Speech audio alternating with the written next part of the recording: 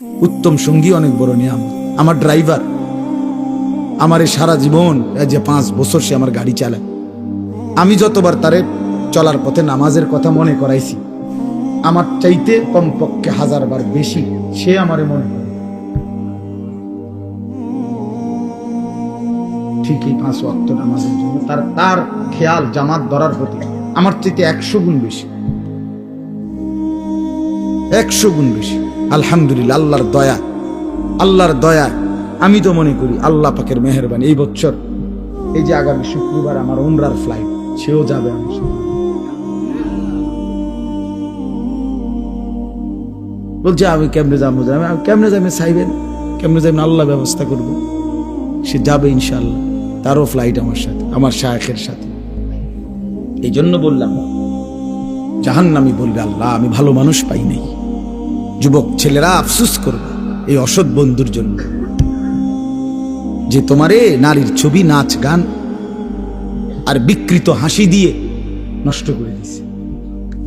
তোমারে কোনো মেয়ের সাথে লাইন করায় দিছে, তোমারে কোনো জুয়ার আড্ডায় শিখায় দিছে, তোমারে কোনো মদের আড্ডায় নিয়ে গেছে।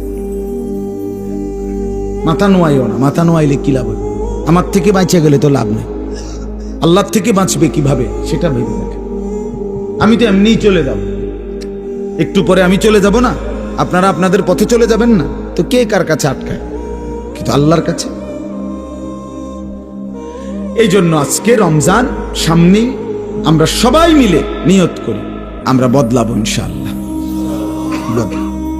মান লাম ইয়াদা কাওলা যুর ওয়াল আমালা বিহি ফালাইসা লিল্লাহি হাজাতুন আন ইয়াদা তাআমাহু ওয়া শারাবাহু।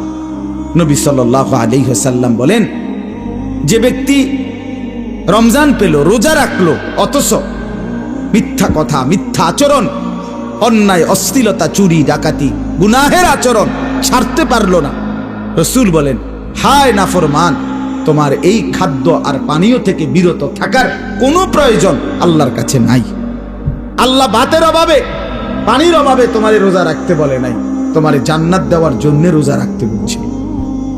তোমারে বলছে লাআল্লাকুম তাত্তাকুন, তোমারে বলছে আমি মুত্তাকি বানাবো বান্দা তোকে, তোর ঈমান আমি নিলাম বান্দা। ইয়া আইয়ুহাল্লাযীনা আমানু, হে ঈমানদারগণ, মানে হলো বান্দা আমি তোমার ঈমান নিলাম, এবার আমি তোমাকে তাকওয়া দেব, লাআল্লাকুম তাত্তাকুন। তাইলে মাঝখানে একটা মাস সময় নিলাম, ঈমান তোমার গ্রহণ করলাম, তাকওয়া তোমাকে দেব।